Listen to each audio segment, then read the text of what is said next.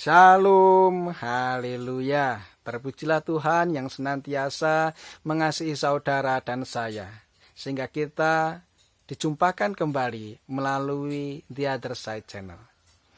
Hari ini saya mengaku bahwa keadaanku tidak baik-baik saja. Meskipun baik-baik saja seringkali menjadi sebuah jawaban atas pertanyaan apa kabarmu, bagaimana keadaanmu. Tapi pada faktanya yang baik-baik saja itu seringkali tidak baik-baik saja. Begitu juga dalam pelayananku seperti yang pernah saya ceritakan dalam video sebelumnya, bahwa saya masuk dalam sebuah pelayanan di satu gereja. Misalnya dalam mengikuti kur, menjadi lektor atau pembaca Alkitab, bahkan mengkoordinir sekolah minggu dan mudika. Pelayananku baik-baik saja. Tetapi seperti yang saya katakan tadi bahwa yang baik-baik saja itu seringkali juga tidak baik-baik saja.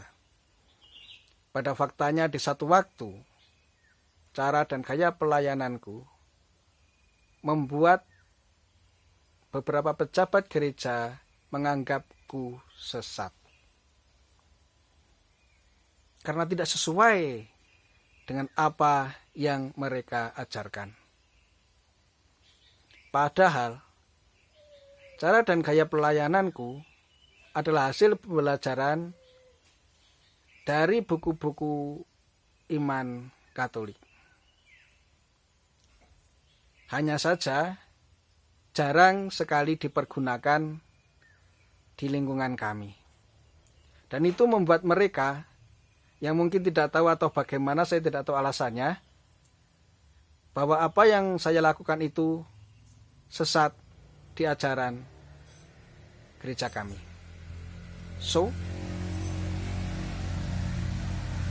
itu membuat gempar sehingga acara-acara seperti sekolah minggu dan mudika sempat terhambat karena dinyatakan sesat. Dan pada satu waktu pula diadakanlah sidang pemuka agama. Saya dihadapkan para pejabat gereja dengan pastor. Sidang berjalan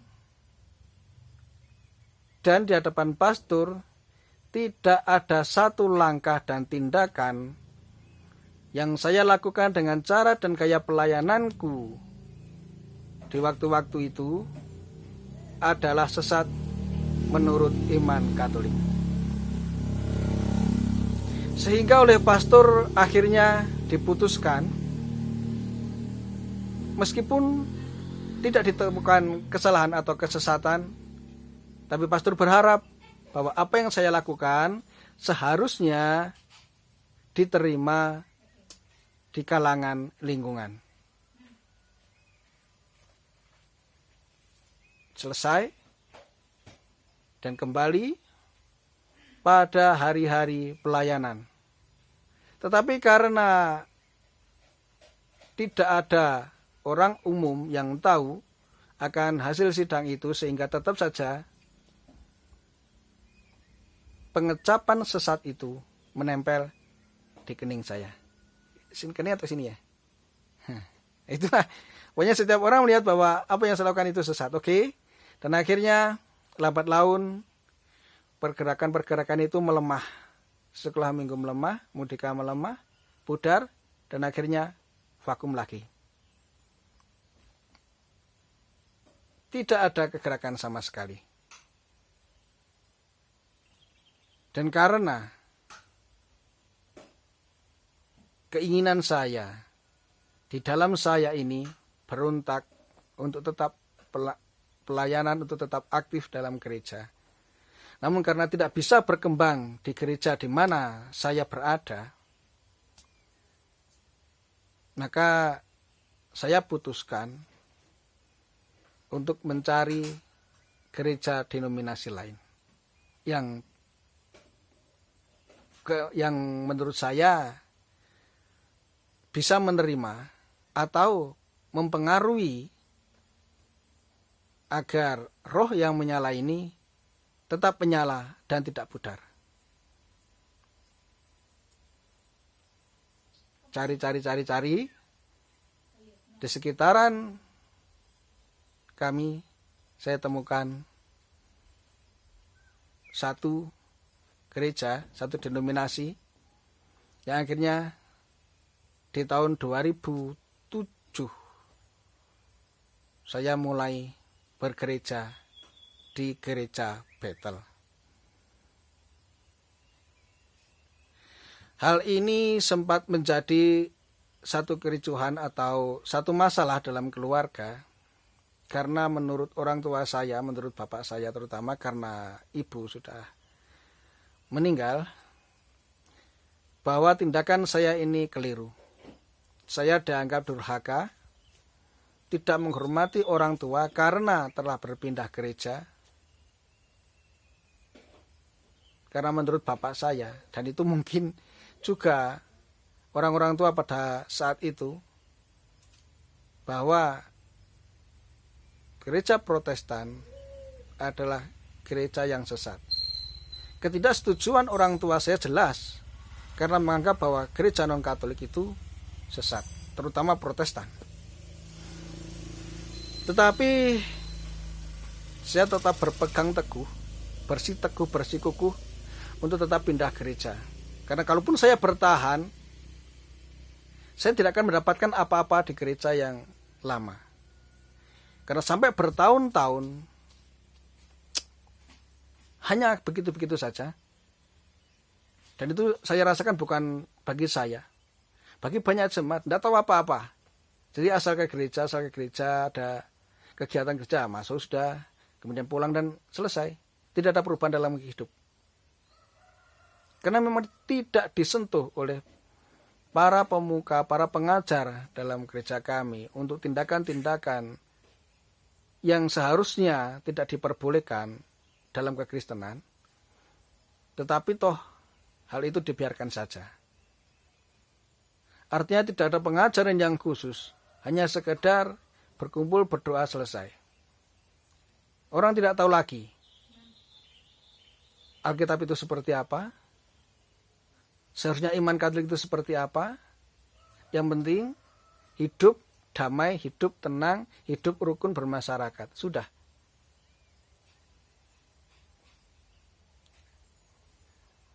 Dan sampai saat ini saya berada di gereja Bethel. Kalau ini tahun 2021, berarti kisaran 14 tahun sudah saya bergereja di denominasi yang lain. Apakah kemudian baik-baik saja? Tidak juga. Tidak ada yang baik-baik saja, selain pengucapan dengan orang lain bahwa kita baik-baik saja. Tetapi pada faktanya yang baik-baik saja ini tetap tidak baik. Ada banyak hal yang rupanya punya sisi kelemahan. Tetapi inilah pengakuan saya, bahwa oleh karena saya tidak diperkenan di gereja yang lama, akhirnya saya pindah di gereja yang baru, denominasi yang baru.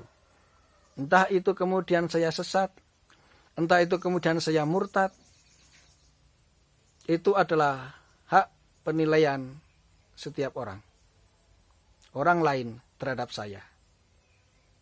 Tetapi kebenaran akan tetap ada pada satu, yaitu Yesus. Mengenal Yesus, mengenal yang benar. Tetapi mengikuti ajaran agama itu hanya sebuah frame, sebuah figura, sebuah batasan yang manusia bikin, yang manusia buat. Di luar itu ada Tuhan yang luar biasa, ada Tuhan yang maha kuasa, ada Tuhan yang maha besar,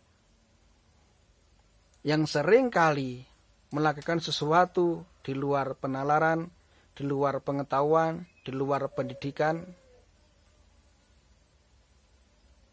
Dan hidup kita tidak bisa hanya sebatas frame agama kita.